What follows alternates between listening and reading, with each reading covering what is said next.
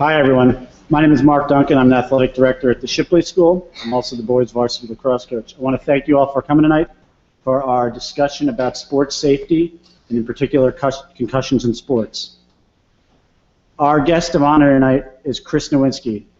I've known Chris now for a little bit over a year. We started our work last summer after, as an admin team, the Shipley School viewed Head Games. We watched the film, and it was so powerful, we knew we needed to do some more work.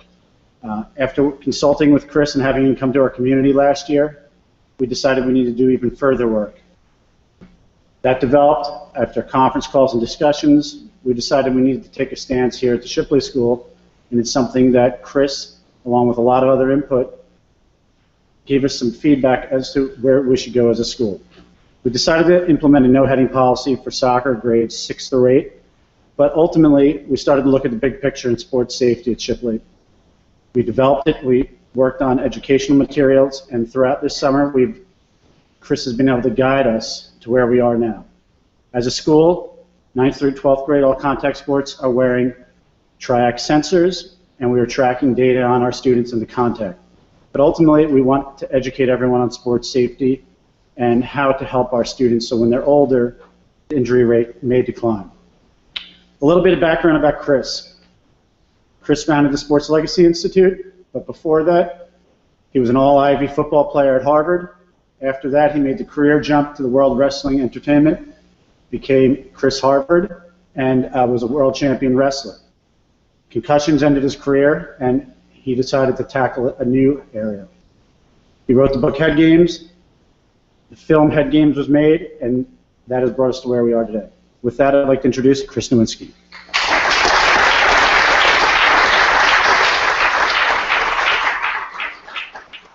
Thank you, Mark. This is really an honor and a wonderful opportunity to be here because there just aren't many schools like the Shipley School. I'm sure you as coaches and parents already know that, but there have been just a very, very small number of places that have welcomed us and just said, what can we do to keep our athletes as safe as possible?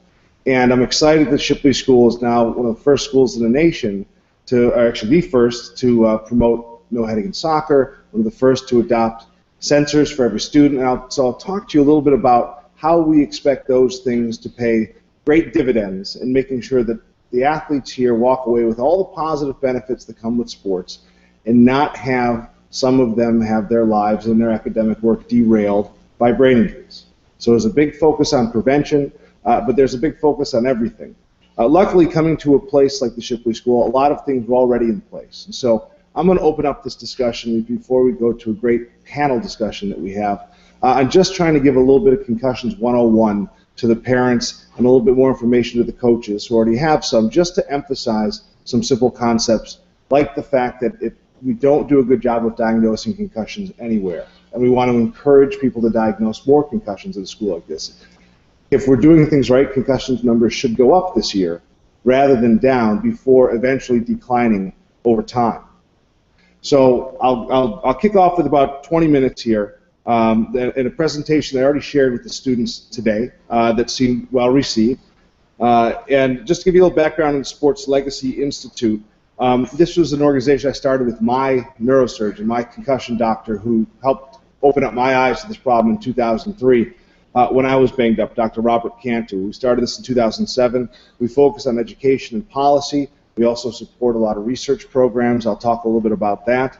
This does come out of my personal experience. I was an all-Ivy defensive tackle at Harvard University. That's the old me playing through a hyperextended elbow with a cast on, having a good time. And then, like most Ivy League grads, I decided to join WWE. That's the old me. I will cover up most of that picture now. But I know there's a lot of wrestling fans here, so I don't have to remind you, I was actually okay at it. I was 2002 Newcomer of the Year, the youngest male hardcore champion in the history of the company, which is a belt they've since retired because they realized it was too dangerous because it meant every foreign object was legal, and they concussed the heck out of each other. And just to give you a window into where things started to go wrong for me, this is the 2003 Royal Rumble. I'm in the ring with Edge and Rey Mysterio.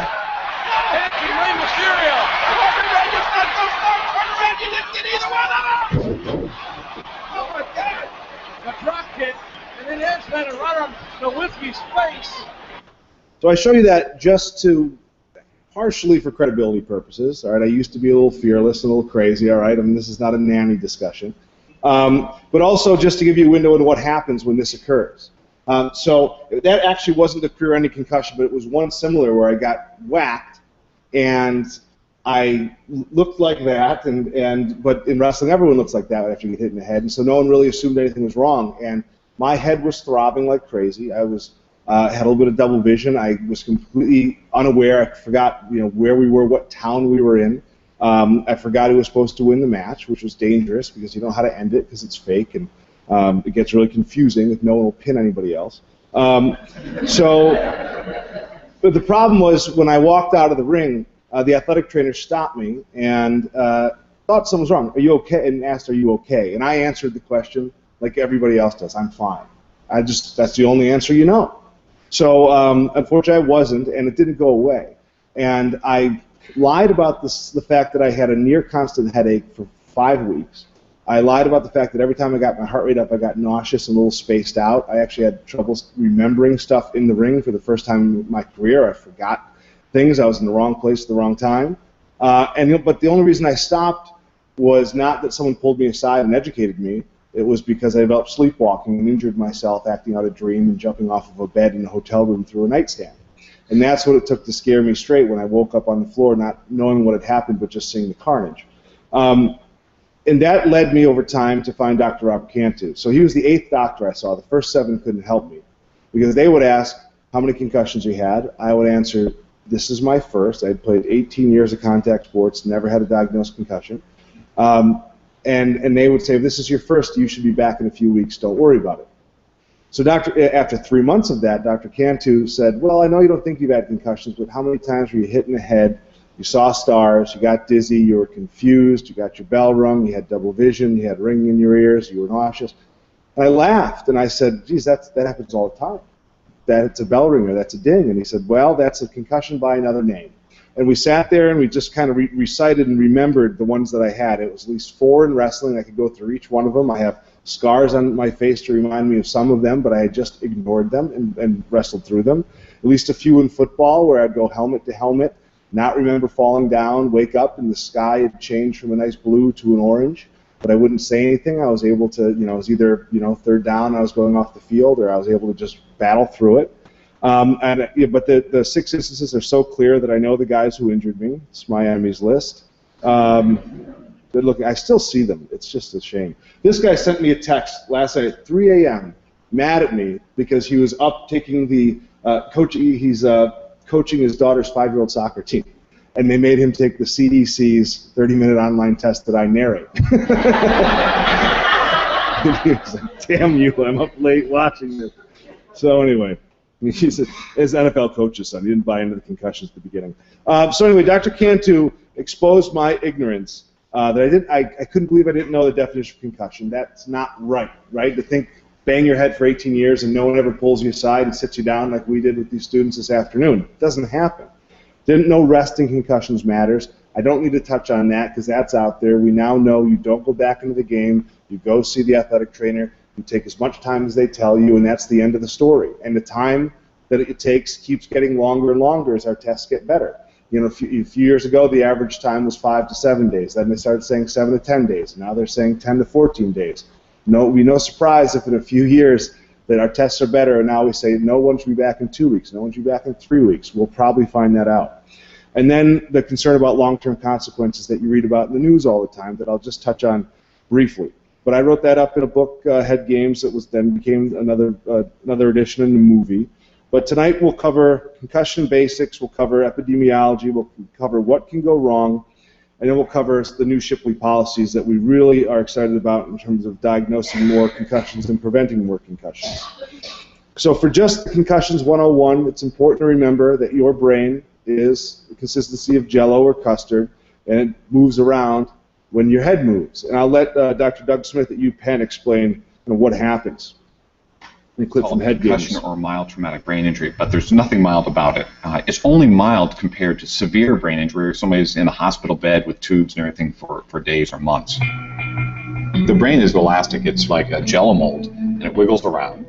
In a concussion, your brain changes shape very quickly. A really sensitive area of the brain is the white matter, where all these nerve fibers travel from one part of your brain to another, allowing your brain to communicate. In a concussion, these axons get quickly stretched, and that causes injury in a very unique way. If I kind of make a cylinder and I pull it apart, it just gets thinner and thinner. The same material, if I apply this very dynamic stretch, it's how fast I stretched it, and it broke. And that rapid stretch doesn't break these nerve fibers, but it can damage parts of those nerve fibers. So they're like a garden hose, and inside are railroad tracks called microtubules that transport material back and forth throughout the axon. And if you break the railroad tracks, these very sticky, glommy tau proteins get piled out right at that site. And over even more time, the rest break because of the chemical destruction of those microtubules. If you disconnect these axons, they're gone forever. You can function without quite a few axons at a certain point, but you're at a disadvantage. That last point is interesting because we don't talk about that much, but the reality is most athletes will recover from a concussion and be back to 100%, and you won't be able to tell the difference. Most concussions resolve on their own and things are fine, but you do create physical damage in many of the cases. You disconnect the axons that you will not get back. And over time, if you get too many concussions, you will start to see, you're more and more likely to see longer recoveries and permanent impairment, slower reaction times, memory issues that start to appear even in young people from having 3, 4, 5, 8 concussions. So the numbers actually do matter once they start to move up, and that's why prevention is so important. So Dr. Smith talked about this. So just to appreciate why this stuff matters so much, there are chemical changes, there are metabolic changes, there are physical changes that come with the concussion, and it does take time to recover. So you have all sorts of fluctuations, and your cell, your brain and these neurons are very vulnerable after the injury. So part of the best practices right now is, okay, you get an injury, let's let it recover. It's the same logic we have if you break your leg. Let's cast the leg and let it recover. Let's not keep running on it and see if we can get you to still be productive on the field. So the brain needs the same thing. That's the axon's almost what you need to cast, not have it bouncing around stretched and stressed. And it just takes time to clear all this stuff up. Even in rats, it takes 3-4 days for your calcium levels to get normal. Humans probably take longer. Blood flow changes. All sorts of things go wrong. In terms of understanding how that plays out in a child, it's important to understand the symptoms of concussion. Your brain controls everything. So basically anything can go wrong. And kind of the way I like to think about it is after someone gets hit in the head, if they start behaving differently or they feel different, something may have gone wrong. The symptoms you usually identify are problems with cognition, thinking, remembering, trouble concentrating, feeling slowed down. You'll see people forgetting plays, forgetting where to be. You'll have emotional problems. So everyone's probably at this point seen someone break down crying on the sideline for no reason after a concussion. You can't explain why they're crying, but they lose control of their emotions. You see anxiety, you see nervousness in kids a few days later, you'll see sadness. You have physical issues. These are the most common. Headache and dizziness and confusion are some of the most common symptoms you'll find. About 90% of concussions have headaches, but not everyone does. And then you have sleep issues. They usually, and sometimes it'll change. You initially have trouble falling asleep, then you're sleeping too much. It changes over time because your recovery changes over time. Now, what can be confusing about these is lots of things can cause headaches, and lots of things can cause nausea. And so the way to think about it is, if there was brain trauma that preceded it, the onset, and the onset could be right away or the onset could be delayed. But also, in today's world, it's often just smart to err on the side of caution. So if an athlete does have these things, and they were playing a sport, and they may have fallen or they may have hit somebody, just refer them to the athletic trainer. They're well trained here to evaluate if that headache is from dehydration or if that headache's from a hit to the head. But it's also important to appreciate symptoms can often be delayed.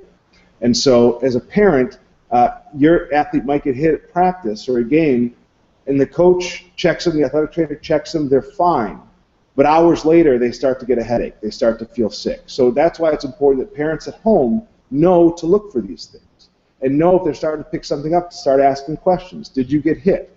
Do you have good contact and communication with the school? Because there was actually a study where they used sensors in 3 Division I football teams, and out of the 48 concussions they found, only 6 were diagnosed the moment they happened.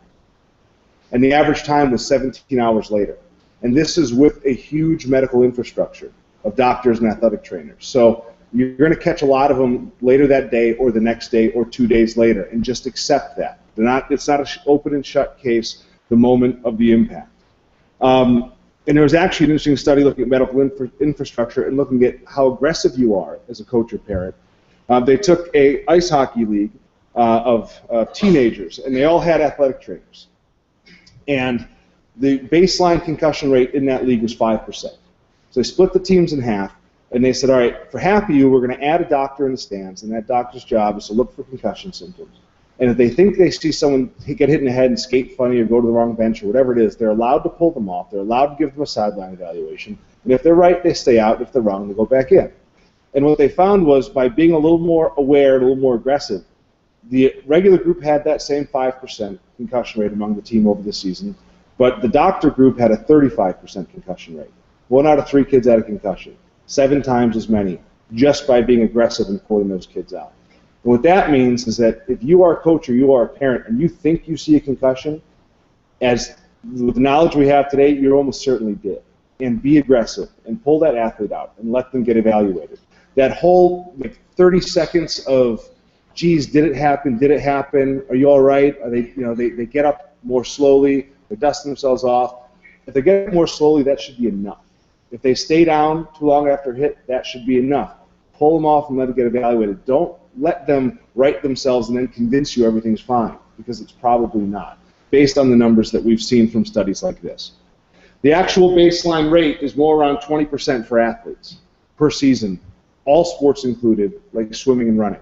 So the contact sports numbers, and this is a survey of middle school and high school players in 2009 by the state of Massachusetts. All they asked them was, did you suffer a blow or jolt to the head while playing sports, in practice or games where you were knocked out, had memory problems, double or blurry vision, headaches, pressure, nausea, or vomiting? Not even the full list of symptoms. And 1 out of 5 of those kids said, oh yeah, that happened to me this year in the last 12 months. So that's what you might want to look for here. If we're catching every concussion, it should be around 1 in 5 kids. And that's a lot. That's scary, but that's the reality. And if we're not getting those numbers, we're probably missing some, or we're doing a much better job of prevention. But we just have to appreciate we can't see a concussion. This is an injury you can see. This is an injury you'll stop the game for. One of those feet are backwards. You're not going to ask that person to suck it up. But it's going to be harder with concussions. All right? Appreciate the fact that the athlete doesn't have pain nerves in their brain, so they're not going to complain to you that their head hurts. They don't bleed, so we can't see them. And, if only we bled out of our eyeballs with a concussion, we'd never have to have this conversation. We'd take them all seriously.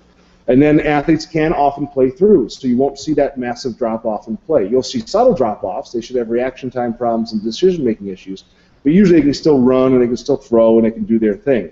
In terms of how long the symptoms last, again, critical to intervene early.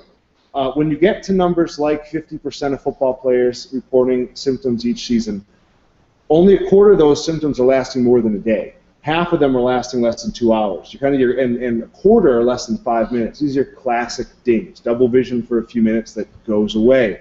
We still need to convince these athletes, and I talked to them a lot today about doing this, speaking up when this happens, and even being willing to go to the athletic trainer when the double vision's already gone away by the time you get to the sideline.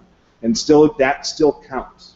That's important that still counts. In terms of why this matters, you're going to hear some of our stories as to why this matters. But just from a statistical perspective and kind of categories, for those, if you don't even think about the brain and you want the athlete to succeed as an athlete, there is very strong evidence now that you have an increased risk of a lower body injury if you come back too soon from a concussion.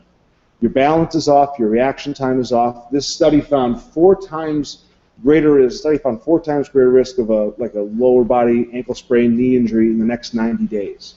So you want to make sure the athletes rest and then have time to get back in shape. Prolonged post-concussion symptoms. So the ideal is the moment the injury happens, they stop playing, they rest their brain. The longer they keep going, the longer it takes us to diagnose that concussion, the theory is the worse you are going to make those symptoms because the worse you are making the injury. And it's going to go from being that 7 to 10 day no big deal to turning into a 3-week, 4-week, starting to get problems with academics, starting to get problems with finishing the season, and more issues. Post-concussion syndrome, it's kind of an arbitrary term of how long it takes, but it's a category for a miserable minority. Somewhere below 10% of athletes go on to really longer-term symptoms. Mine lasted 5 years because I did 5 weeks of additional damage on top of a damaged brain. Other people might take shorter periods of time, but it's a miserable experience for the athletes. Right? They have to drop out of the sport. They often have to leave the school or they can't socialize because they're miserable all the time. There's actually a survey of psychosocial well-being, physical well-being, and kids with post-concussion syndrome reported being as miserable as kids undergoing chemotherapy. Right? So if you want to get inside their heads, they look fine, but they're suffering. All right? And I was very lucky to go through it in my mid-20s because I could just hide in my apartment and no one bothered me. But to imagine that I'm on the fast track at a school like this trying to go to college, trying to keep up with my peers, it's a lot more pressure. So we're going to try to avoid this. And then it's important to mention that second impact syndrome can occur. Second impact syndrome is a catastrophic brain injury. Happens to a small number of kids, usually single digits, where a second injury, a second hit to the head before the first one's recovered, will cause rapid brain swelling. No one really knows why it happens. It's incredibly rare considering all the billions of hits to the head that happen in sports. But about 5 kids a year die. Another 5 get to the hospital, have their skull removed to relieve the pressure, but are permanently impaired. I've only met 1 or 2 athletes in my time who had this and are actually normal and succeeding and doing well. So we want to. It's again rare, but does happen to people we know.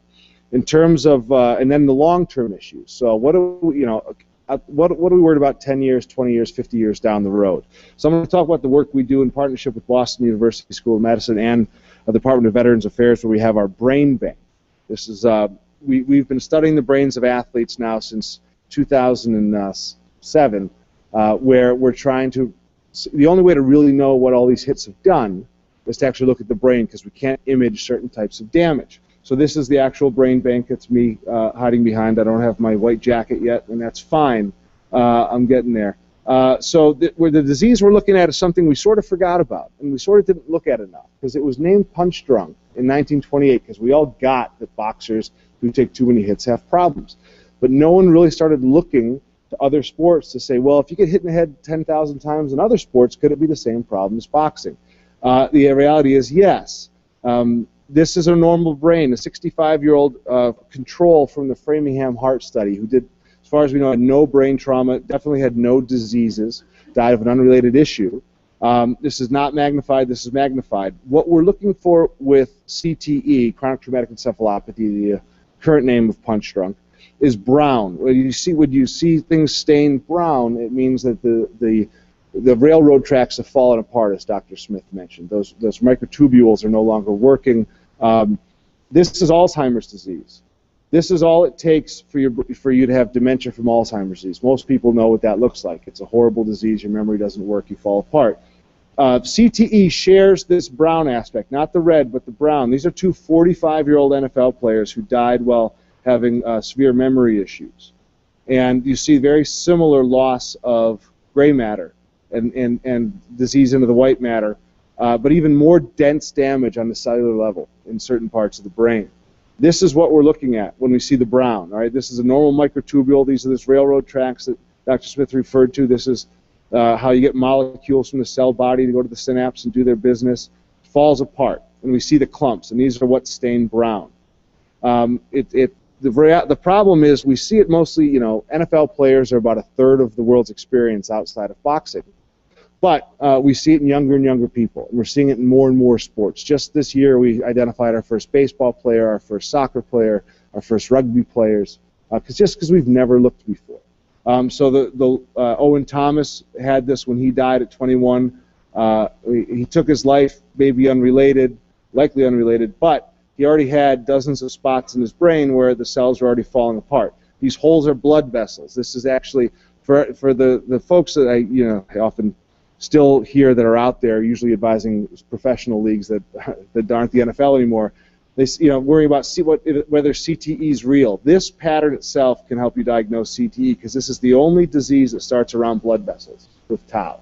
We believe there's something about the physical stress of the tissue around rigid blood vessels where it's moving around it that starts that spread. It always spreads away from here, and also at the depths of the sulcus, the valleys of the brain.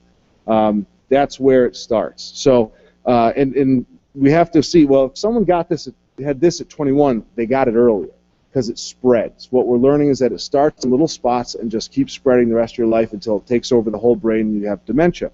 And we have to remember the kids start getting hit in the head very young. So these are 2 8-year-olds. That could have been Owen. Who knows when this started, but there's no reason to believe it doesn't start as soon as you start hitting kids in the head. The doors are open. So our goal here is to really extend careers. And so I just want to show you one video here. On that in overtime. I think they've wrestled another time where Minnick was partially able to make get the best coaches of and Lewis. parents advocates. So they've split their This matches is the state before. They wrestling haven't wrestled this championship in year. Illinois just Minnick's about undefeated, 16 months 47-0 ago. sophomore. Lewis, showing 39 and you 6. how He's a junior. not to take care of athletes. Lewis behind. Is he going to be able to get the takedown? He does. Lewis of Harvard So you notice the athlete's not scores moving, the first takedown. not defending himself really. Looking for back points. That should be enough to early tell on in you this that match. something's wrong. Then they report there's And something we're wrong going with to their head. stop it. Should be enough to like tell you there's something wrong. Minnick's Now they're not injury. moving. I hope he's Should okay. be enough He's to not tell moving. you there's something wrong.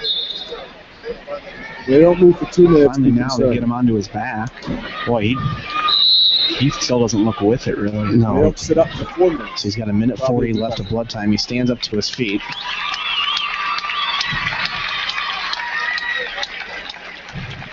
That's good to see.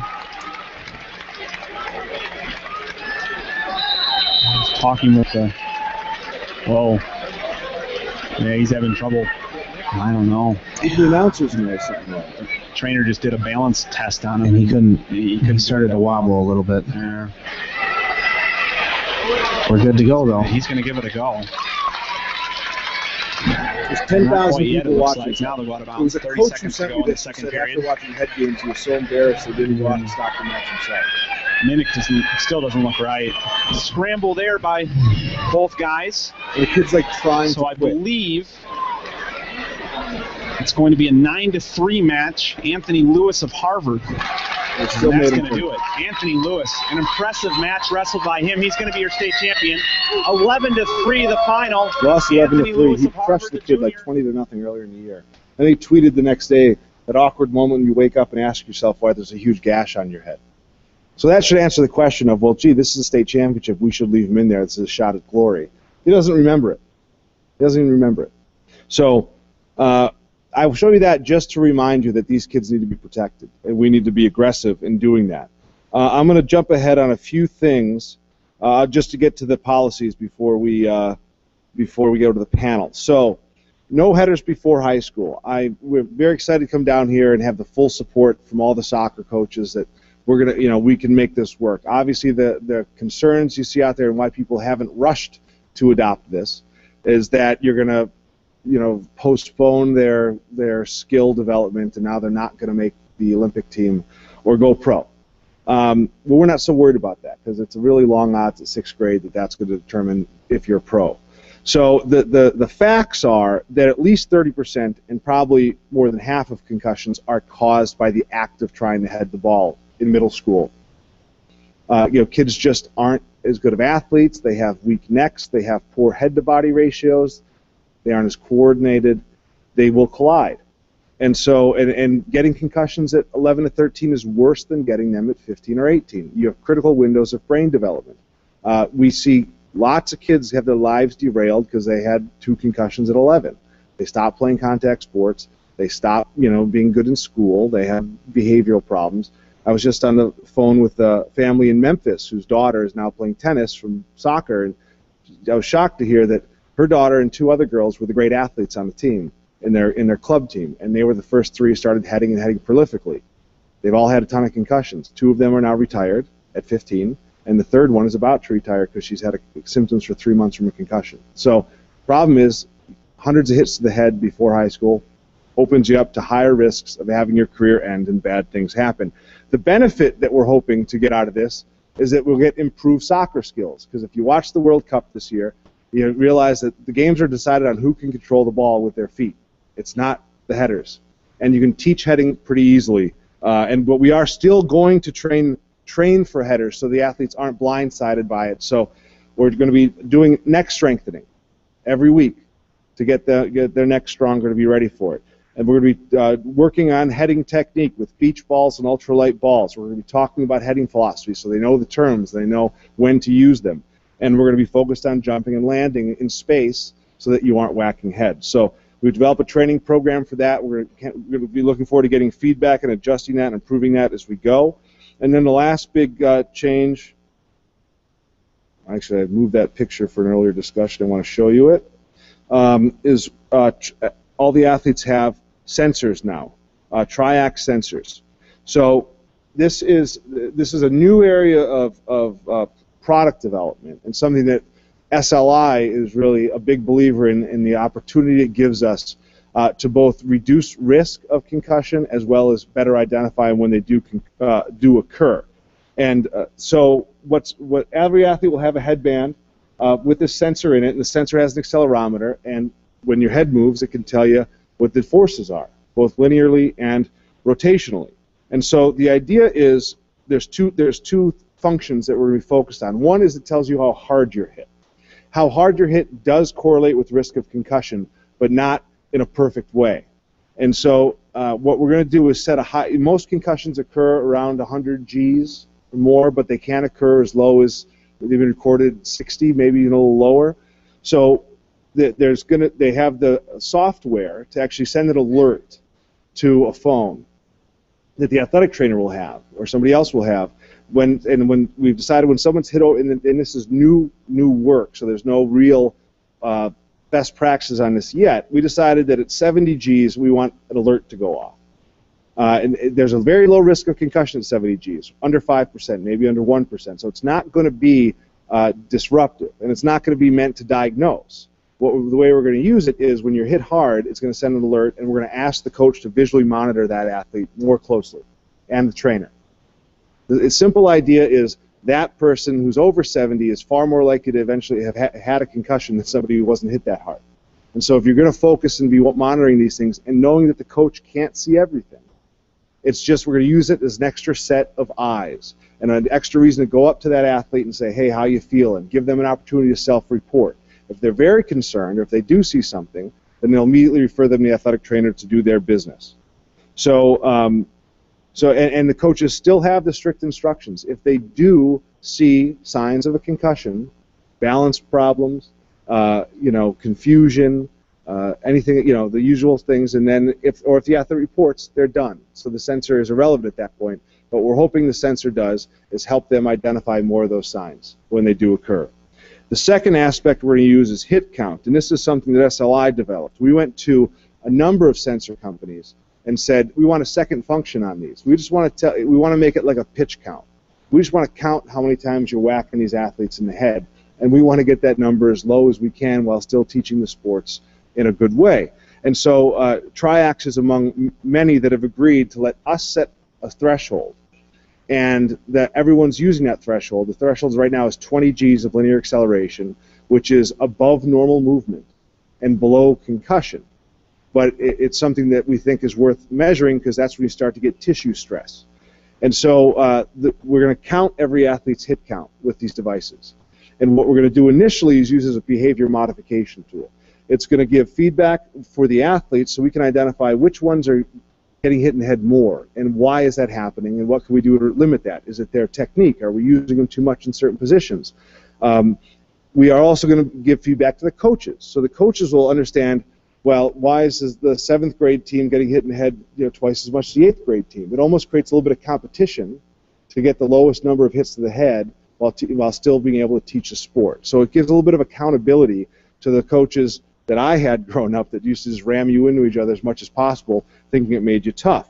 It'll also help coaches identify risk-benefit as they assign drills. So that drill will have no risk of head injury. That drill, every kid's going to get 5 hits. Let's try to limit that. Over time, we hope to, as more schools are using this, we'll hopefully have a second number that comes with that. You'll have your raw hit count score, but then it will also compare you to your peers. So how are you against other 8th grade teams across the country? Because we do know that there's a lot of differences among programs. We did, and just so you know, there is we had to develop a certification program with this.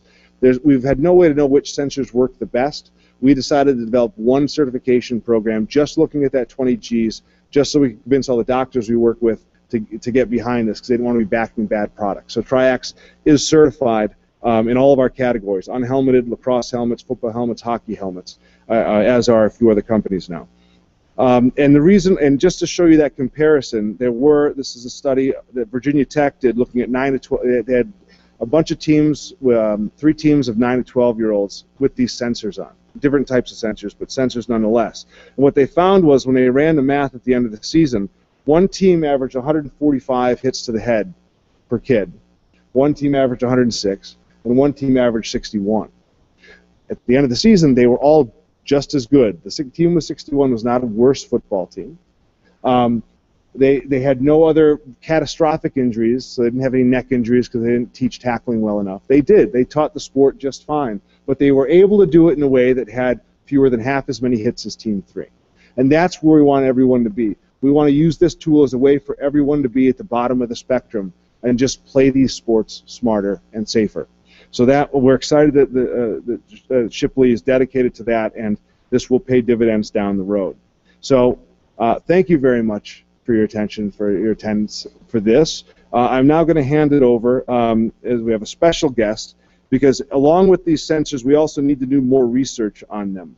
And so we're lucky that Shipley School is going to be working, along with CHOP on a number of things, with the University of Delaware focused on the sensor work. So I want to invite up Jacqueline Cassis, who's here from the University of Delaware, to explain a little bit about what they'll be doing. Thank you. Thank you, Chris. I'll be very brief.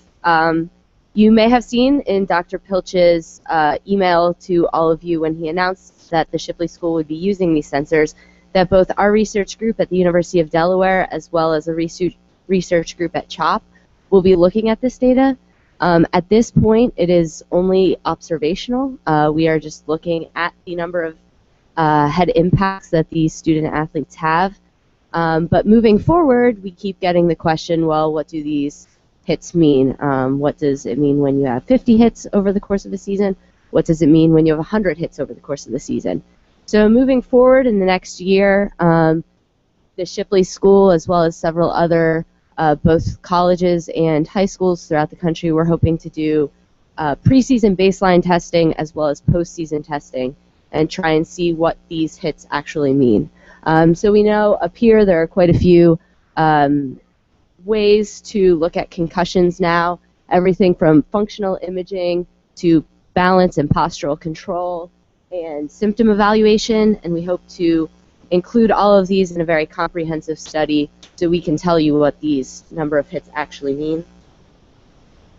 You can see here that our athletes at the University of Delaware are using these Triax sensors. So the Shipley School is setting the precedent for high schools, but this research is being done at the collegiate level as well. You can see some of our girls here. That top picture is really nasty.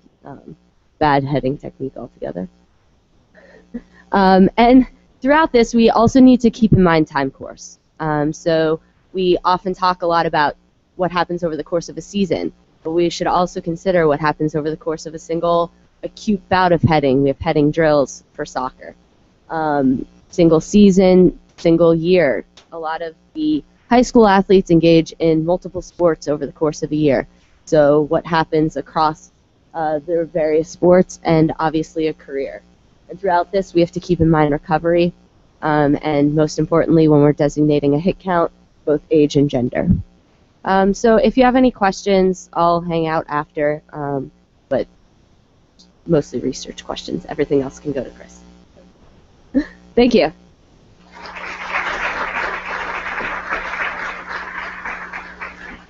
Thank you, Jacqueline. With that, I'd like to introduce our moderator for the evening. This is our second year in a row that Andrew Brandt has been our moderator, and we're very happy to have him back. Andrew was a former NFL vice president at Green Bay Packers. He's worked closely with the NFL, and he is a columnist and on-air personality for ESPN and SportsCenter. You may have seen his Twitter page and some of his following and some of the recent news in the NFL. Andrew is also a Shipley parent. With that, I'd like to introduce Andrew Brandt, our moderator for the evening.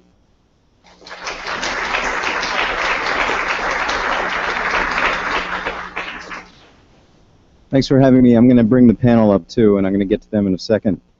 As Mark mentioned, my background is professional sports, primarily as an agent working with a team, now teaching pro sports business and commentating on television and media. And I think the important thing from a pro point of view, before we drill down to amateurs, is how I've been impressed throughout my career, impressed I guess in a negative way, that athletes have a very hard time seeing past the present. And as we know, as Chris talked about, this is such a silent injury. It's not a knee, it's not a hamstring, it's not an elbow that you see that you wrap. Because it's silent, players don't report it. And they don't think about 10 or 15 years from now. And they don't think about how they're going to be when they get older. They think about the next practice, the next play, the next contract with pro sports. That seems to be front of mind. And the important thing is to try to get that mentality changed, to try to move from only worrying about the present. And I know we all have problems trying to think about the present more than long term. Well, long term is what matters, especially with this injury. And I only found out after leaving the Packers how many players came up to me, and they didn't want to tell me while I was there, of course, signing their checks, and saying, you know, that baseline test you gave us every year? Yeah, we bombed that. We bombed that. We flunked that on purpose. Because you get later in the season and you're concussed and you compare to the baseline and you look like you're the same, so we don't take them out so they don't lose their job. Because in sports, there's so many players for so few jobs, and everybody's trying to get reps and trying to stay on the team. That's the unfortunate part. And it's interesting, the past couple of years, one situation in football that's resonated with a lot of players, unfortunately, is this situation that happened in San Francisco 2 years ago. Quarterback was Alex Smith, having a great year. He had a concussion. He had a severe concussion. He did exactly what we want him to do. He sat out a couple weeks.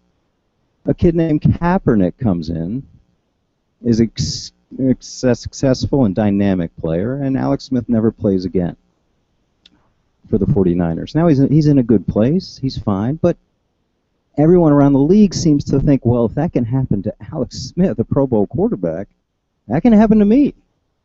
And so many times people are thinking that way. So I just hope as we drill down to collegiate and amateur and high school players that we can get away from the mentality of saying, I got to be in there, and the mentality of I got to play through, I got to tough it out, I got to be tough, I got to be macho. That's what we got to teach these kids. And I know it's tough. I know kids, they want to play.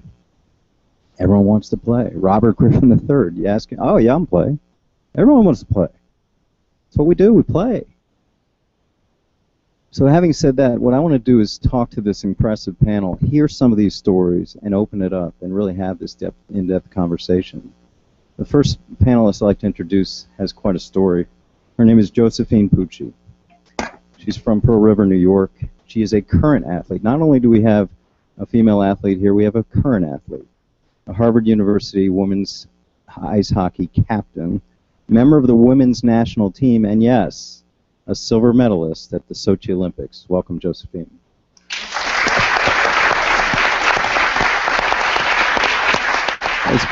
I'd like you to talk, if you would. It's such a story of what you went through in suffering your concussion, how you treated it, how you sat out, which exactly what I said people don't do. You did, and the support or not support that you had during that tough time. Yeah, definitely. So thanks for having me here today. We had a good time with the students earlier today as well.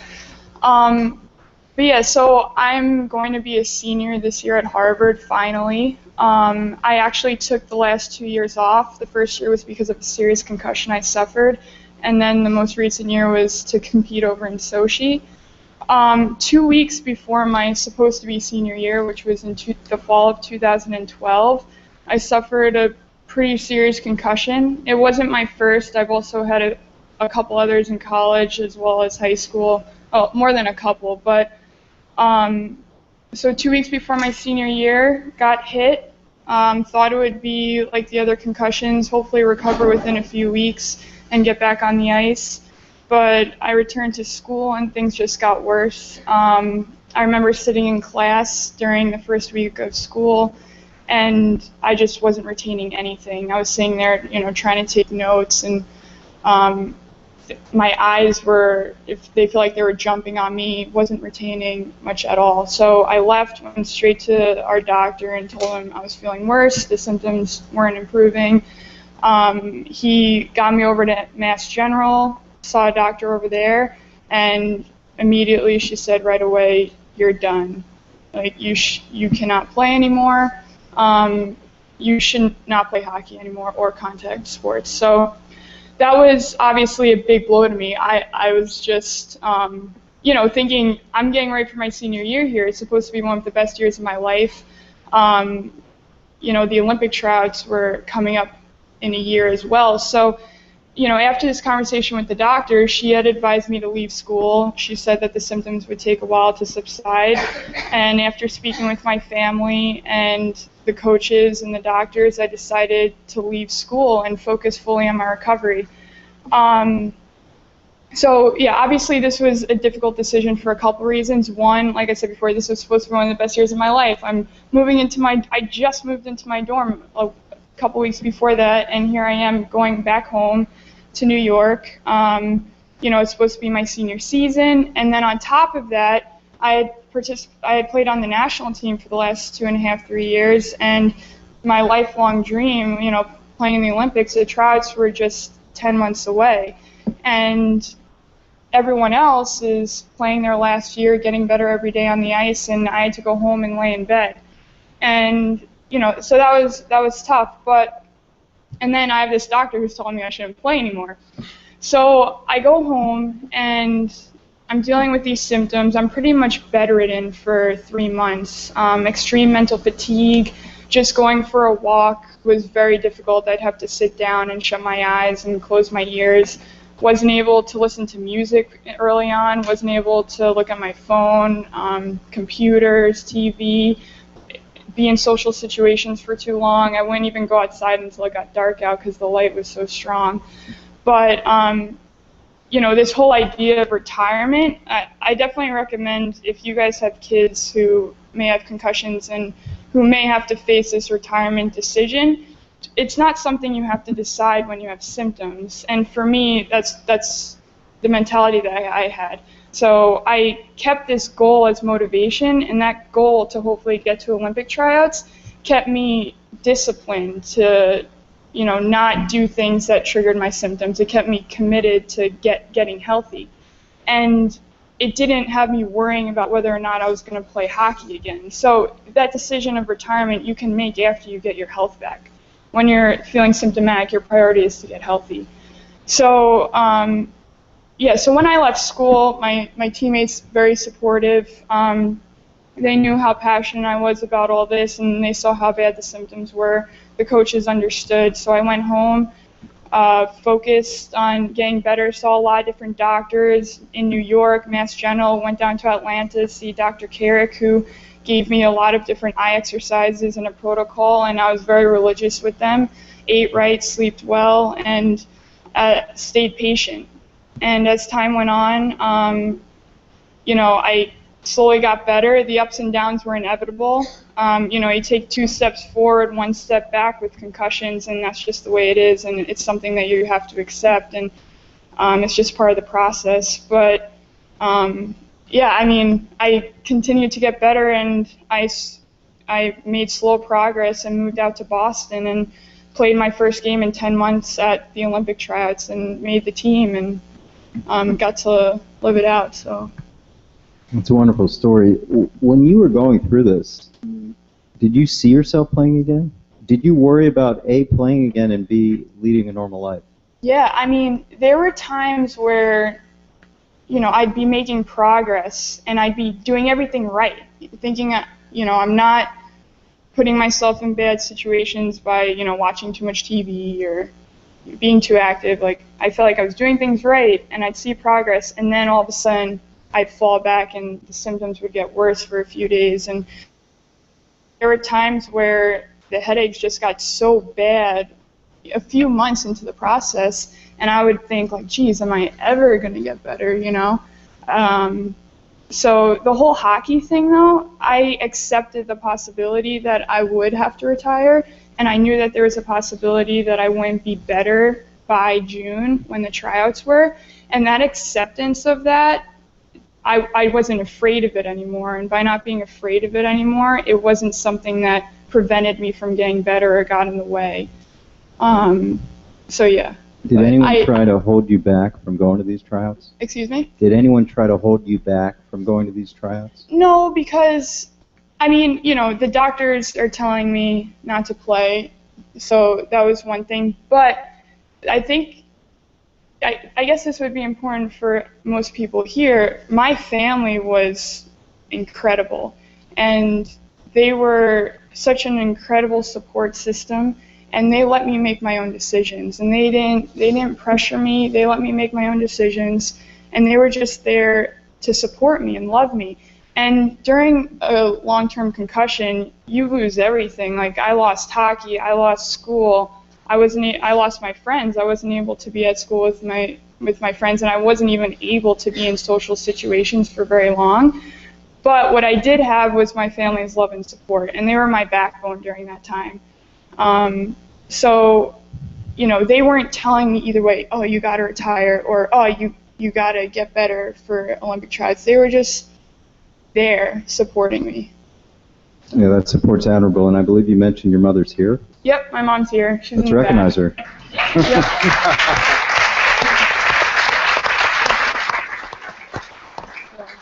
But I did promise myself that if I was not symptom-free by June, then I would not step on the ice. And fortunately, I was, so I was symptom-free. Right. Yeah. Thanks so much for sharing. Let's introduce Steve Jolly. Steve was drafted 9th overall in the Major League Soccer draft in 1997 by the LA Galaxy. He played 10 years in the Major League Soccer. Helped out at Villanova Soccer as well, lives right down the road here in Villanova or here in this area, and works as an analyst on FC Dallas games for Major League Soccer. Welcome, Steve. Thanks. I just realized that I'm the old guy on the panel. That's kind of scary. I think I am. Yeah, it's kind of scary. But your situation, again, we're going to talk a lot about soccer between you two guys and what we saw at FIFA, and it's interesting, the news today or yesterday, a lawsuit against FIFA and the U.S. Soccer Federation by parents, by soccer players as well. Sometimes we focus so much on football, we don't get to other sports. Soccer's much in the news for this now. Your comments on your experiences? Yeah, so I reached out to Shipley. I'm a local father, first and foremost, and I noticed that I guess I was inquisitive about brain health issues, so I was kind of reading the internet and came across, wait a second, I know that school. Wait a second, that's right down the street from me. I might be able to get involved and engaged in it. But my role and responsibility is just to hope to create more awareness and just encourage, like I did hopefully this morning, encourage student athletes to be to create, not only to know the awareness, but also create the dialogue with the parents and the coaches to know that it's okay that if I have a brain or something happens in terms of a hit, that I can tell somebody and feel comfortable about it, and that I don't. But, the machismo factor or anything like that. To give you kind of a better idea, I'm still overwhelmed with Josephine's self-awareness at such a young age. I was a little bit older with my self-awareness, we'll just say, and I walked away from the game partly because I was concerned that, I was actually talking to my wife over dinner tonight, and I was amazed at the fact that these young student athletes, students first, were able to have a forum like this that we had this afternoon. That's something that didn't exist for me. I played soccer since I was age 3. I retired at age 30, so for 27 years, that was my life every single day. Played other sports, but not recognizing how many times I'd had concussions, other than the formal concussions that I had that people noticed when I was playing professional soccer.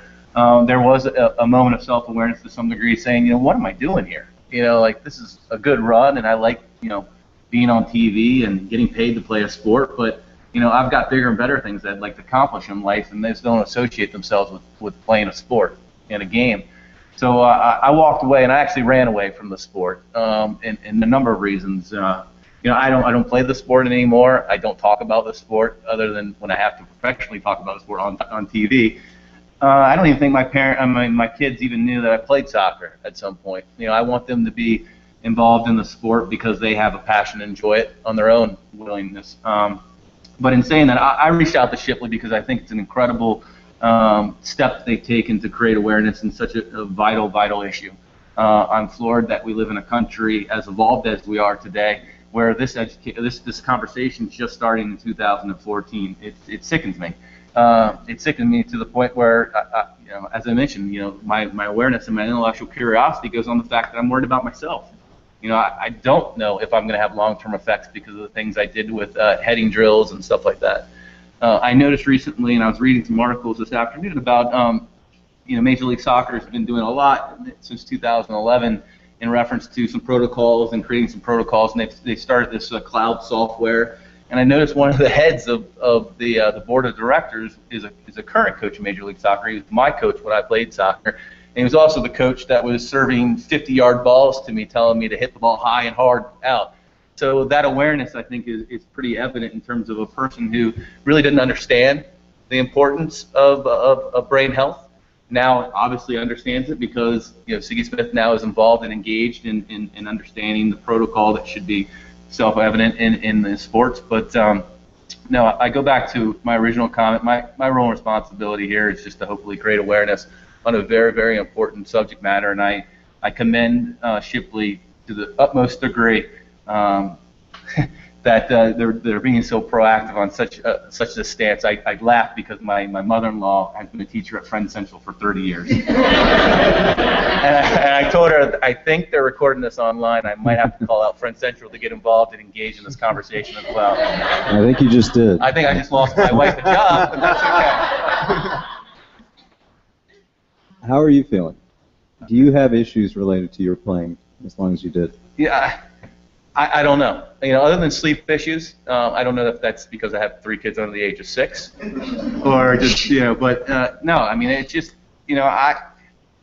I'm very fortunate in the sense that I guess this is a recurring theme to Josephine. I was brought up in a culture of nurturing. Intellectual curiosity, not physical prowess, was something that my family often spoke about quite a bit. My parents, I was fortunate enough to go to college with William & Mary, and that was before they had professional leagues. And quite frankly, I was pretty much in my junior year of college before somebody said, my college coach, hey, you might want to think about doing this for a living. Proportionally for me, my self-awareness came on the fact that it wasn't a traumatic, catastrophic injury. It was, just this prolonged, this idea that, well, wait a second here, this is something that maybe might not be right here. I've had knee injuries, but I also had sleepless nights when I was playing. And I also, had the concussions and sat out for a couple weeks. And I can actually recall, I didn't recall this, but I actually just Googled my name with concussion and realized that I was out for almost a month, my final year, just because of that concussion. Which you didn't remember. Which I didn't remember. So that partly might be the reason why I never tell my kids about that I played soccer, because I probably don't remember much of it. So, fortunately, no severe, injuries. I hope. I'm knocking on wood every single day that there isn't going to be something that comes back to me. Yeah, I walked away, and ran away from the sport, and I'm only here more than anything else to make sure that there is awareness that we're talking about it. And I love the fact that there's articles in the New York Times about people, literally, I'm not a litigious person, but the legal system is now getting involved and engaged with U.S. Soccer, Major League Soccer. Who I used to work for Major League Soccer, and I know the people who work there. They're very proactive in trying to talk about this issue. So that's wonderful.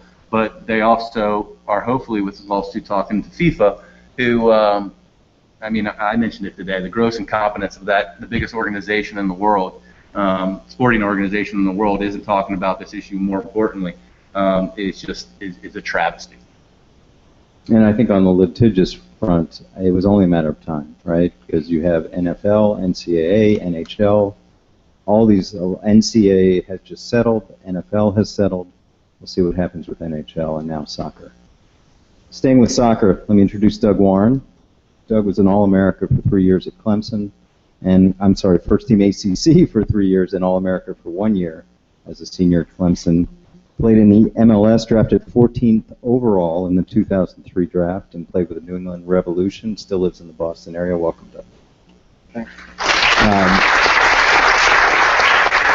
Happy to have him here. In staying with the soccer theme, some of the things that Steve talked about, your experiences, do you see the changes coming? When you played, was this anywhere near this kind of awareness? Were you getting the 50-yard headers from your coach as well? And do you have any lingering symptoms? Yeah. Thanks for having me, and thanks for showing up tonight. First of all, I want to thank Shipley. You guys are really a part of an unbelievable school to really take the first steps in this type of awareness and this implementation of some new strategies and techniques. So I want to commend you guys and the coaches for doing so. My experience over my professional career and when I first got my first concussion was in 2004. And upon my first concussion, I was asked to sit out for a couple of weeks. And my symptoms persisted, and I was getting anxious to get back on the field.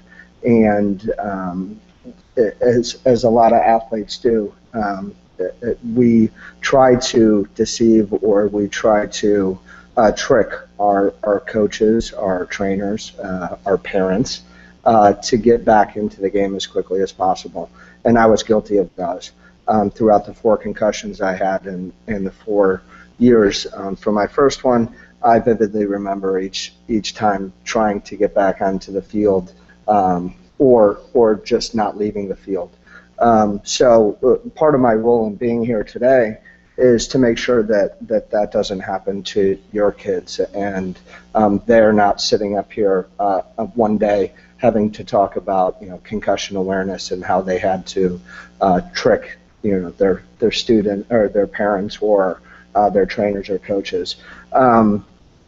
In answering some of your questions and the awareness, we didn't have programs like this when I was coming up, as Steve was mentioning, and going back to implementing some of these rules and the header techniques that you guys have really taken apart is something that's really moving the awareness.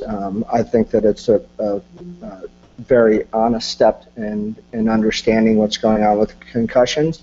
I think that a lot of people will look at this and say, oh, well, you guys are changing the game. You're changing the way that it's played. But really, when we're talking about heading, from under 14 years old, what you have to remember is this: normally kids aren't good at heading the ball when they're under 14 years old, because really what you're doing is they're not well trained in it, and it actually hurts to head the ball when you've got a small head and this ball's coming at you from 100 yards up in the air. So you normally do it wrong, which increases your risk of damage or concussion. So I think that implementing some of these rules that you guys are doing at Shipley is going to improve skills, and it's going to also be able to teach kids how to, in the long term, how to teach kids how to head the ball properly, as opposed to being scared of it and not heading correctly as they are now. Are you facing issues?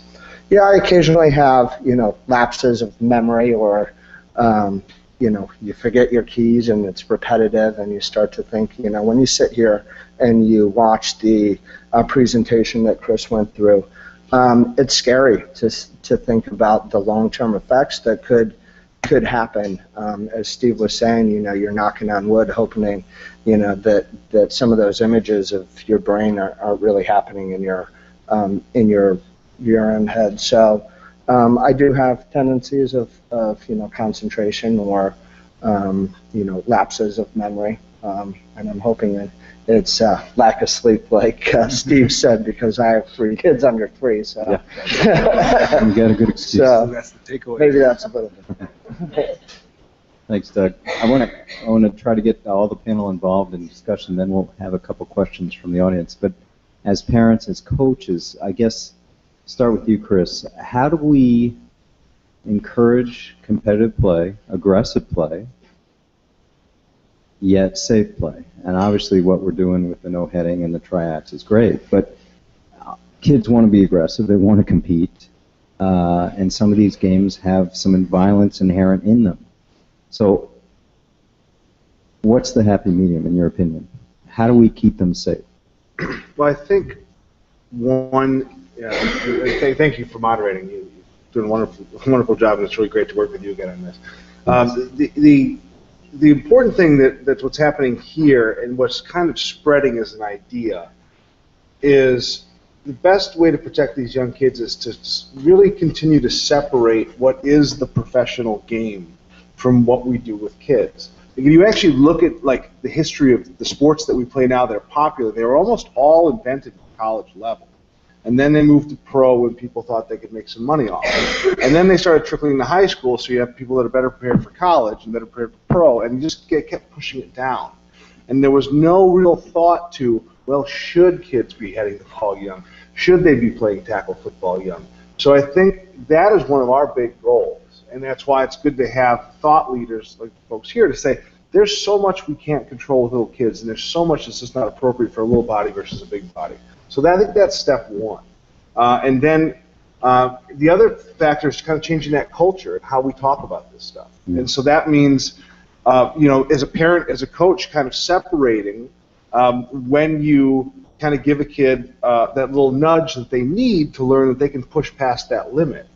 And when you tell them, oh, you got to step back and be smart. That sometimes called you're injured or you're hurt.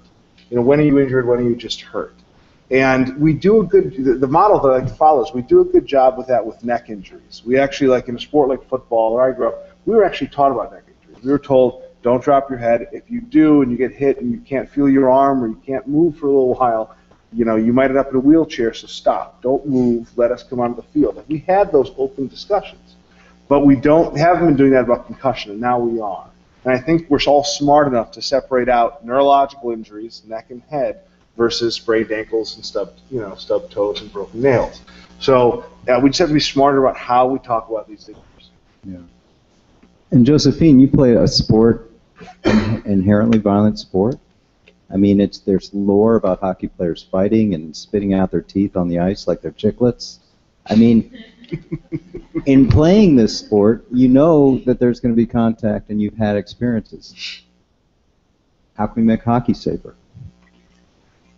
I'm realizing right now that I'm in Philly territory, so I'm thinking there's a lot of Flyers fans out there, so I don't want to get kicked off here for saying go Rangers, but yeah, I mean, women's hockey is different from the men's game in the sense that we don't have checking, but there are a lot of concussions in women's hockey, and I think that one of the big reasons for that is because in women's hockey there's not always that set line of what's too much and what is okay, what you can get away with. I mean, yeah, it really just comes down to the coaches and the refs and trying to all get on the same page, and the coaches creating an atmosphere of kind of what you were saying. But yeah, I mean, contact is part of the game, and people are going to get hit, and it's a matter of respecting the opponents, respecting your teammates, respecting yourself, and paying attention to the symptoms. And if you get hit and you're sensing those symptoms, then you need to take yourself out and see a trainer, and hopefully your teammates will hold you accountable to that as well. But it's part of the game, unfortunately, and hopefully over time there'll be more of an understanding of what that fine line is between what's okay and what's okay. But thanks. And Doug and Steve, 1 billion people watched what you were talking about with the World Cup and the final with the German guys staggering around. You know, the people I talk to that seem to know soccer well, it's because of limited substitutions. Is it going to change? Or is it going to become more advanced, even making football seem very advanced? Yeah, I think that as I was sitting on the couch watching the World Cup final, I wanted to jump through the screen and try to yank the player off yank him off the field myself. A player had gone down during the game towards the beginning of the game with a very apparent concussion, and he was able to go back onto the field and play for a good, I'd say, 15 to 20 minutes before he basically wobbled off the field and had his arms around. He almost let a goal in, so that's why they pulled him out. Yeah, and you know, speaking to that, his trainers and his coaches weren't doing their team any service by allowing him to continue to play, and I think it really brings up the discussion in substitution rules that FIFA has to at least start to consider. On a real high level, would it make sense for them to be able to pull that player off without risking one of the 3 substitutions that FIFA only allows, to have a 5 to 10 minute evaluation process where they could really determine if this player was under any duress.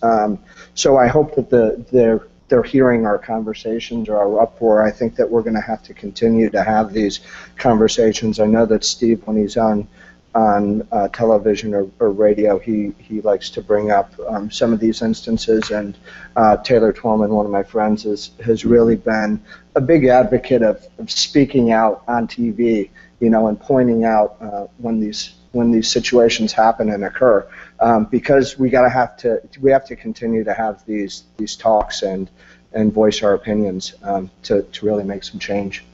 We'd add, though, international rugby did change that rule and allowed substitutions for temporary concussion evaluation over 2 years ago. Yeah. And it's worked. Yeah. So the model's already there. It's just that. So it has happened. Yeah. Well, there's definitely a time that's coming. When we talk about kind of the evolution of this conversation, it does strike me how it's now becoming in the forefront. 2 years ago we weren't talking about this at all. Hardly at all. Now it's starting to become forefront. I hope to goodness that I never have to live in a sporting society where I have to see that video again of an 8-year-old. I hope I never have to see that again. Watching it a second time it's scarring. Yeah. It's scarring. Major League Soccer has started implementing some kind of protocol that's outside of the typical protocol that Chris has been talking about. They've started implementing these professional match evaluators where we'll go to professional games and we'll actually look at it as a third party, see what's happening around the field. We'll address typical things like you most likely address during an evaluation, player performance, their attitude, communication, referees, their performance. But we actually have an Excel document that we have to put in every single Monday after a game, and there is a tab that references concussion. I retired almost 8 years ago, and I assure you that was nowhere near of where we are today in terms of that conversation. We weren't having preseason conversations, baseline testing, cloud computing, none of that. So it's getting there. These kind of things are hopefully speeding the effort, I guess is the best way of saying it. Whatever way that people like the Taylor Twellmans of the world who are in front of the national eye on ESPN can say and talk about the importance of this is huge. Getting in front of student athletes and telling them, hey, it's okay to step out of the game. You as coaches, I was a coach for 20 years. For you to say, hey, step out, it's no big deal. You'll get a spot to go back in. It's going to be fine. Seeing this as a bigger issue is really important. And as frustrated as we are to watch a situation like that occurred at the FIFA World Cup, and we all wish that would have great environment for us to have our big concussion moment where they stopped the game and they did proper protocol and they allowed another substitution. Hopefully, the lawsuit will hopefully address that, and leagues, U.S. Soccer and Major League Soccer and some of the other sporting leagues really become proactive in a really important subject matter, and we don't have to wait to a big lawsuit of $800 million to former NFL players for us to realize that this is an important conversation that we have to have, and it has to be done on a daily basis. It has to be done at a national level, but it also has to be done on a local level. Well said. We have a couple minutes left for questions from you guys. Yes, ma'am. I'm a parent, and I have 13 years on baseball. I just want to first say thank you for everybody being here. For concussion awareness, I want you to know, he had to take, as a 13-year-old, and he's in a small parochial school, baseline test. The coaches all had to watch a video on concussions. I'm not sure if you're but they had to be aware. They had to teach the kids proper hitting, and they have to wear pads on the outside of their helmet. So I just thought that was good. Right down the street from them. I would be happy to know that being from a small school, I was very impressed that all the coaches had to do that. And it was all volunteer from the 15 football coaches that he had on the middle school. So pretty experience.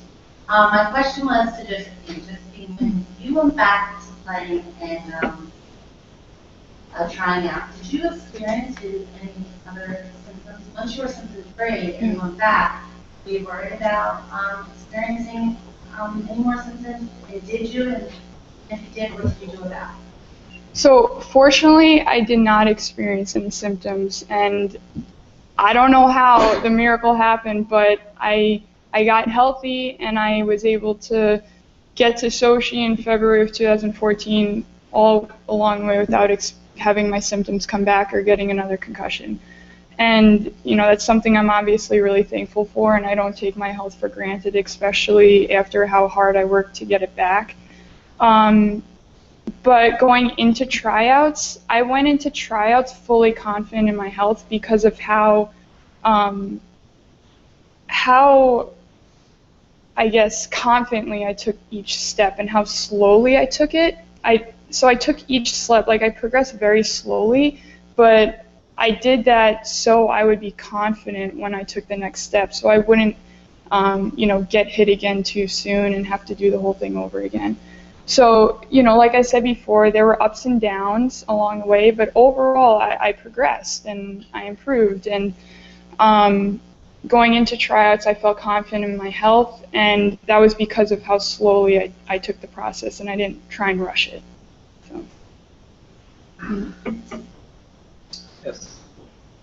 First, I do want to appreciate all you guys have been out. It's fantastic. Really, the question is kind of the compounding effect of multiple concussions.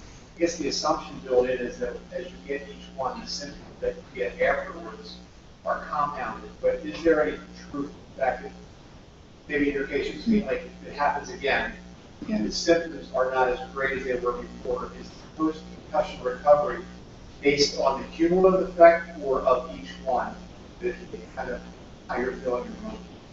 Yeah, I mean, I'm not fully aware of the science behind it. I'm trying to learn it. I'm getting there, but I don't know. I mean, for me personally, as I've suffered multiple concussions, and my most recent one was my most severe, and it seemed as though when I was in high school, I would get hit hard, playing hockey, and my head would hit the boards, or I'd run into someone and I'd be fine, or I'd get a little ding and I won't see stars, but I wouldn't have any symptoms. And now, or at least, the last, during my 3 years of college, I had a few concussions where the symptoms lasted more than 3 weeks. And, that makes me think that those hits that I had when I was younger sort of made me more vulnerable to have these more recent concussions that lasted longer. We're actually lucky to have a special guest in the audience, so I thought I might throw it to her. Dr. Tina Masters here from CHOP. So I figure we might as well hear from someone who's treating concussion patients every day to give you what the doctors know right now. So thanks, Chris. I think with regard to the concussion, the evidence has shown that we have one concussion.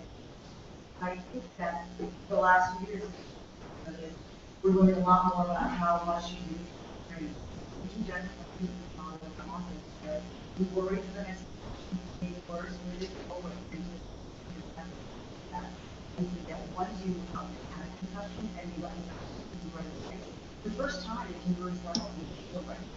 It's not just their mind that's trying to fight it. They don't know what it is. Actually, that's another element. I think our kids have had concussions on that. Don't always, they're not always condemned to worse than it is. And even though it's not translating, there is something to that. The difference is that, all of us know that we can find help to handle it. But for every individual company, so it's not 100% guaranteed that you're not going to be first, but we do worry that one of the big issues that I'm going to go for that we have for all the functions, then we are more at risk. Thank you. Mark? Chris, we had this discussion at lunch today. How far away are we from the ability to test? It is likely just around the corner. There was a PET scan ligand that was developed that's now owned. The one that's furthest ahead is owned by Avid Radiopharmaceuticals, and it's already showing to attach to tau in Alzheimer's disease. And I know there are athletes that are being tested right now, and it should work out, and therefore should be published in the near future, that we can actually know how many people are dealing with this, because we don't know the prevalence of the disease. So even right now, we're 59 out of 62 former NFL players whose brains we've studied from ages 20 to 88 when they died, they had 59 out of 62 had this pathology at various stages. Always tend to be worse as they're older. So it's somewhere between 5 and 95% of that population. It's probably much, much less the shorter you play.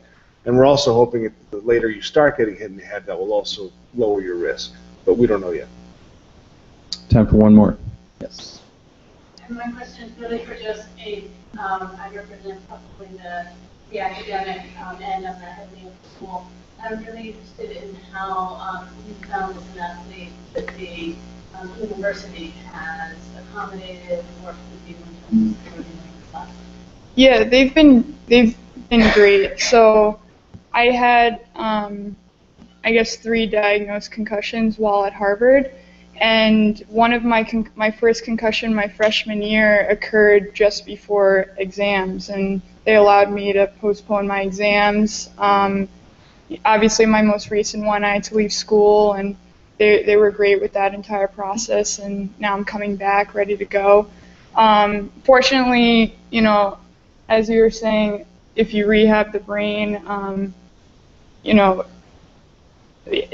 to make a full recovery. So that for me, I did all those eye exercises down in Atlanta, and I was able to make that full recovery. So, I've taken classes and I feel healthy, so I haven't had to have adjustments every day in the classroom.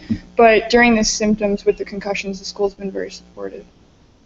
And before we wrap up, can I make one quick comment? Go ahead. I just wanted to say, thanks again for doing this, and just I want to acknowledge the head of school, Stephen Pilch, and the athletic director, Mark Duncan, and the team around them for the passionate coaches here, the administrative staff, the medical staff that we've been working with now for the last 6 months, putting this stuff together.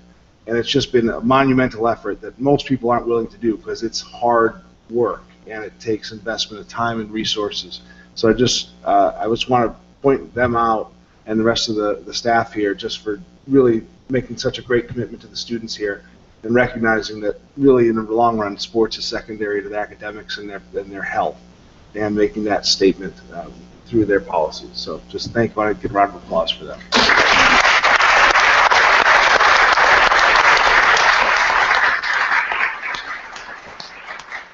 And again,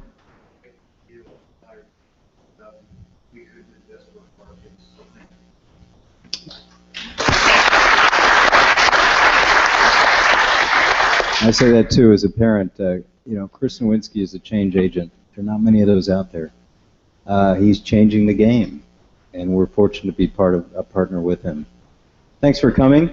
Proud to be part of this. Proud to be a Shipley parent for what we're doing for this brain injury. Thanks.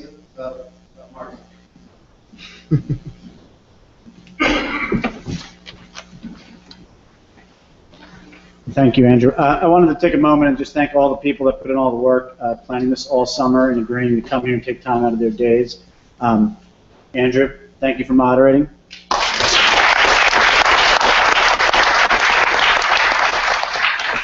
entire panel, Chris, Doug, Josephine, Steve, thank you for taking the time. I know it was a lot of work and doing 2 panels one day, but thank you very much. For myself and Dr. Pilch, we would like to thank our guests for tonight, all the people from CHOP and University of Delaware. If you want to just stand for a second and introduce yourselves. I'm Tina Gasser. I'm supporting CHOP. Dr. Hassis, I'm in the biomechanics science program. And this is my mom.